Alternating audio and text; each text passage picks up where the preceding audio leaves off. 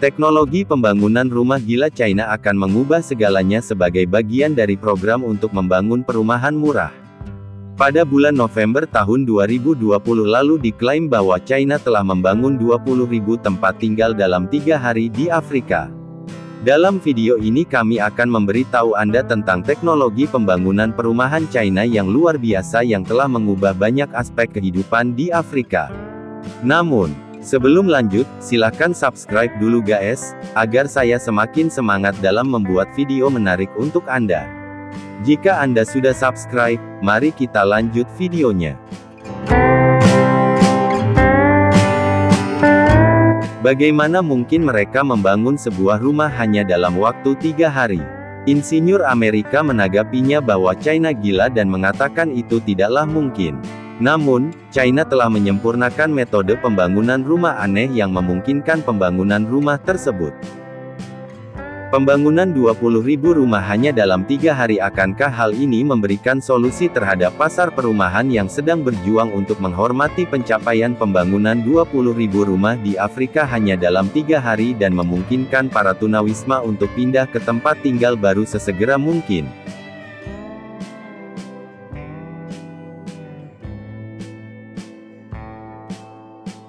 Dari ribuan warga China berkumpul. Menurut apa yang kita ketahui, Afrika Selatan baru saja memulai proyek perkotaan berskala besar yang pertama dan terbesar. Dengan proyek kota baru ini pembangunannya akan menelan biaya 300 juta dolar dan akan terletak di sebidang tanah seluas 497,22 hektar. Penduduk lokal di Afrika terkejut dengan betapa cepatnya China berkembang, namun sejauh yang kami ketahui, China memiliki perekonomian terbaik di seluruh dunia. China berpendapat kurangnya perumahan di Afrika Selatan mempunyai dampak negatif yang signifikan terhadap perekonomian negara tersebut. Saat ini di Afrika secara keseluruhan sedang melakukan upaya signifikan untuk melakukan urbanisasi dengan 472 juta orang tinggal di daerah perkotaan di benua ini. Kota-kota di Afrika sudah sangat padat, lalu mengapa kurangnya perumahan di Afrika Selatan menjadi masalah besar? Karena ada lebih dari 60 juta orang yang tinggal di Afrika Selatan yang adalah negara paling selatan di Afrika. Faktanya Afrika Selatan memiliki perekonomian terbesar kedua di Afrika setelah Nigeria. Standar hidup di Afrika Selatan lebih tinggi dibandingkan di wilayah lain di Afrika yang dulunya merupakan koloni Inggris, namun masih terdapat terlalu banyak kesenjangan antara si kaya dan si miskin dan kehidupan masih cukup sulit bagi masyarakat yang berada pada skala sosial terbawah.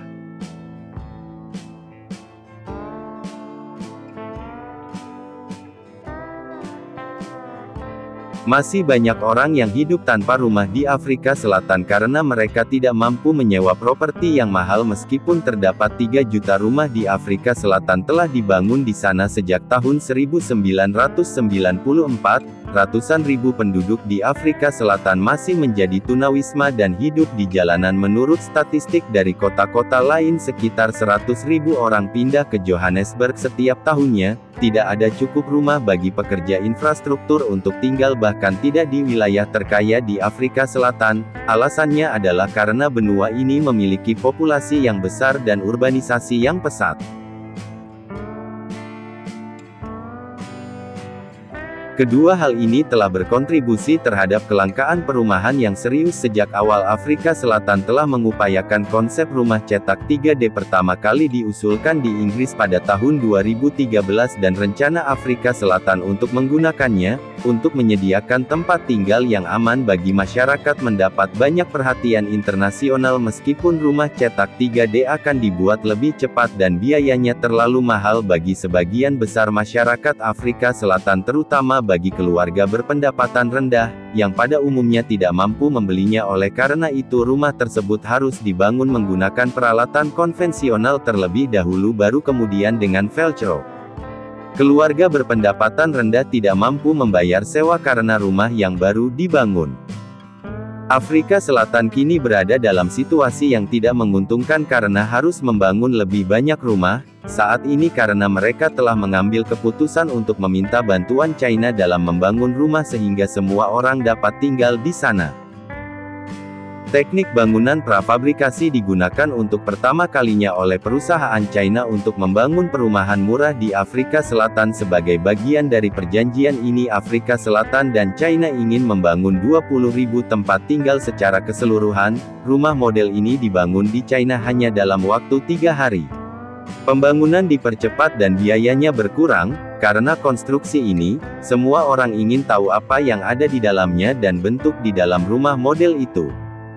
Setelah dibangun segera setelah mereka melihat karya seni yang luar biasa ini, penduduk di sekitar tidak dapat menahan kegembiraan mereka, dengan kamar mandi, ruang tamu dan 2 kamar tidur. Rumah ini berukuran 40 meter persegi.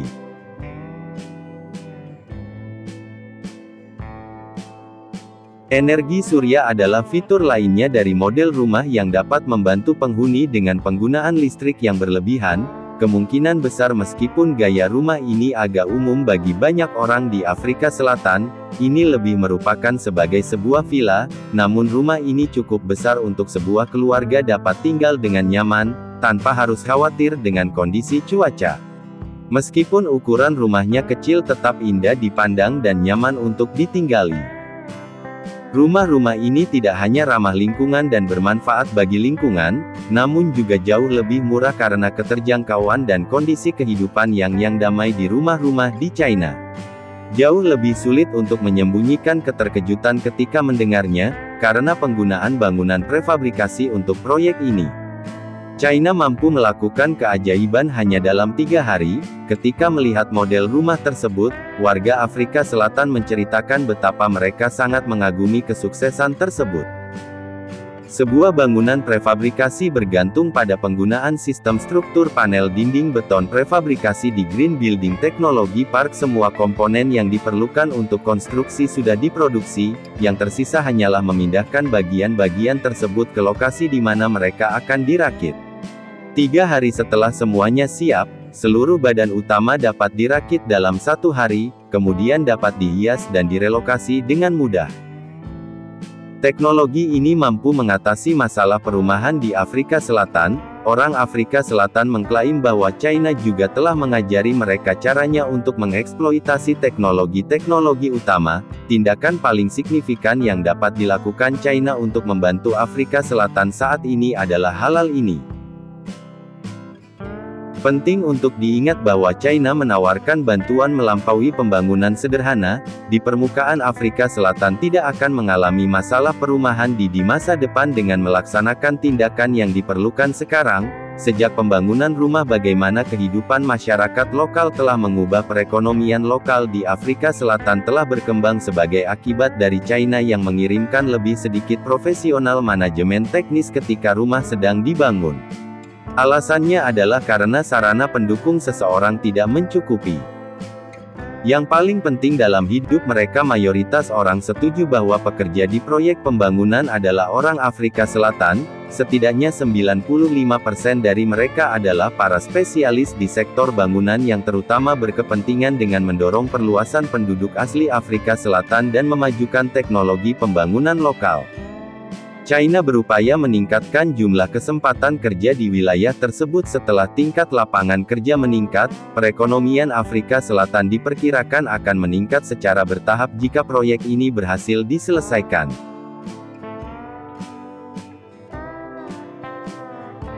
Otoritas setempat juga sangat menghargai China atas semua bantuannya. Hal ini telah memberikan hasil bahwa Afrika Selatan ingin menciptakan metropolis baru dengan China dan ingin menemukan metode baru untuk berkolaborasi dengan China. Metropolis baru tersebut akan menyerupai komunitas internasional yang diklaim oleh Afrika Selatan dalam upaya menarik investor China. Jadi apa tepatnya inisiatif tentang kota baru yang mencakup 1.600 hektar lahan ini akan menjadi pembangunan perkotaan Afrika Selatan berikutnya. Nah, bagaimana pendapat kalian dengan video ini? Silahkan ketikkan pendapat kalian pada kolom komentar ya.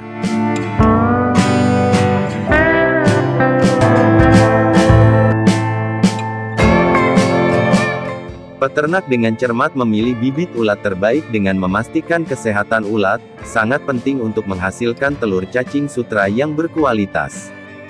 Telur ulat sutra sekecil butiran pasir akan menetas menjadi larva setelah berumur 10 hari, menjalani 5 minggu pemeliharaan pertumbuhan sebelum memasuki masa hibernasi menjadi kepompong. Akhirnya dari kepompong tersebut menetas menjadi kupu-kupu dewasa.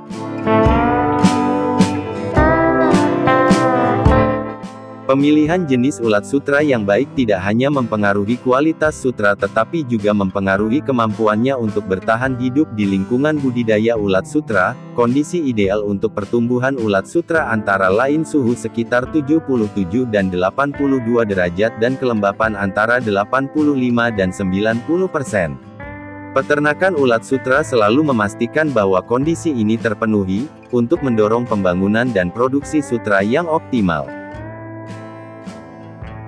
Itulah sebabnya dunia selalu terkesan dengan sutra dan metode budidaya ulat sutra yang digunakan oleh orang China dalam memberikan pakan ini sangat teliti.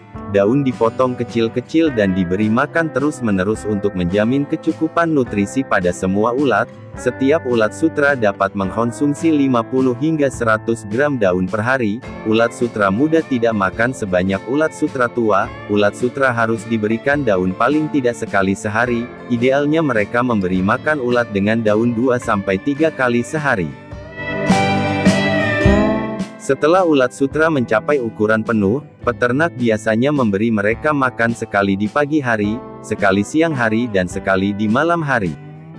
Peternak berpengalaman menemukan alih-alih memberi makan daun murri jumlah besar sekaligus, mereka justru meningkatkan interval pemberian pakan untuk mengurangi penumpukan limbah dan mengurangi resiko penyakit. Tidak ada yang tahu berapa banyak daun murri yang dimakan ulat sutra selama hidup mereka, oleh karena itu peternak harus menghemat mengenai biaya pakan. Peternak seringkali menanam pohon murri sendiri. Jika seorang peternak ulat sutra merencanakan pembiakan sekitar 20.000 ekor ulat sutra, mereka harus menanam sekitar 2.000 pohon murri dan merawatnya selama 8 bulan hingga 1 tahun sebelum memulai budidaya ulat sutra.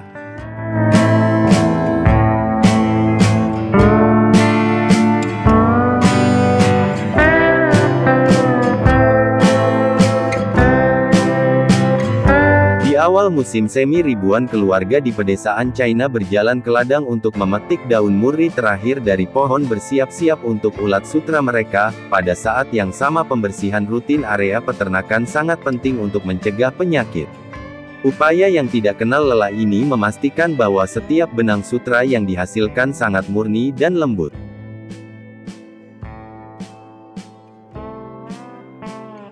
Kapur kering sangat membantu dalam menciptakan lingkungan yang bersih, tidak hanya menjaga gudang tetap kering dan berventilasi tetapi membantu menjaga kelembaban mencegah pertumbuhan penyakit dan jamur.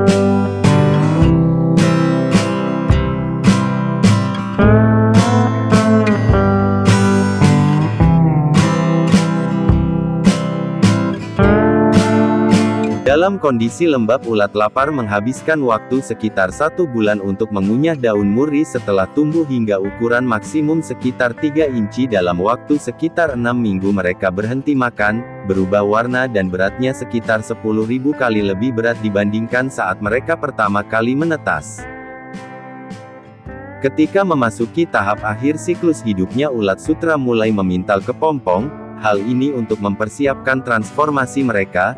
Saat ini ulat sutra menutupi lapisan perekat, untuk membentuk kepompong ia mengeluarkan satu filamen protein, lalu memutarkan tubuh dalam gerakan melingkar sekitar 300.000 kali, menciptakan 1 km filamen. Setelah proses transformasi ulat menjadi kepompong selesai, peternak siap melakukan pemanenan. Kepompong yang sudah dipanen dimasak pada air mendidih kemudian disimpan pada wadah dengan tambahan air dingin. Proses ini melembutkan dan mengikat serat sutra menjadi satu, membentuk gulungan sutra yang mengkilat. Langkah selanjutnya adalah kombinasi serat tradisional dan modern, dengan bahan-bahan alami seperti daun kunyit atau bahan kimia untuk menciptakan palet warna yang kaya untuk memenuhi kebutuhan sutra pelanggan benang.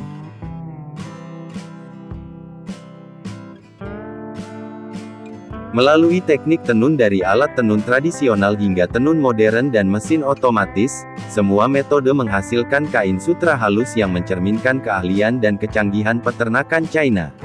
Proses ini tidak hanya menonjolkan keindahan sutra tetapi juga menjaga kualitas yang melekat pada serat sutra.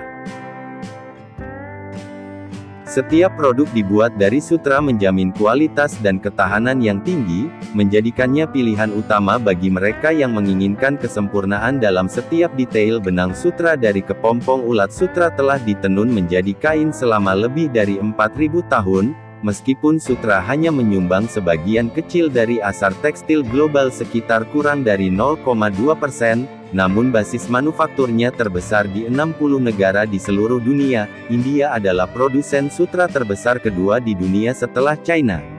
Kemudian negara-negara seperti Brazil, Thailand, dan Vietnam. Kombinasi teknologi maju dan metode tradisional telah membantu China membangun posisi terdepan dalam industri sutra global. Saat ini China memiliki lebih dari 500.000 peternakan ulat sutra dan lebih dari 1.000 pabrik pengolahan sutra. Ulat sutra tidak hanya menghasilkan benang sutra berkualitas tinggi tetapi juga merupakan sumber pendapatan yang besar bagi para peternak. Dengan begitu banyaknya peternakan ulat sutra dan pabrik pengolahan sutra di China, tentu saja menciptakan lapangan pekerjaan yang cukup banyak. Dengan adanya usaha ini China mampu meminimalisir pengangguran di pedesaan dan tentunya menaikkan taraf hidup masyarakat. Nah, gimana guys pendapat kalian tentang video ini? Silahkan ketikkan pendapat kalian pada kolom komentar ya.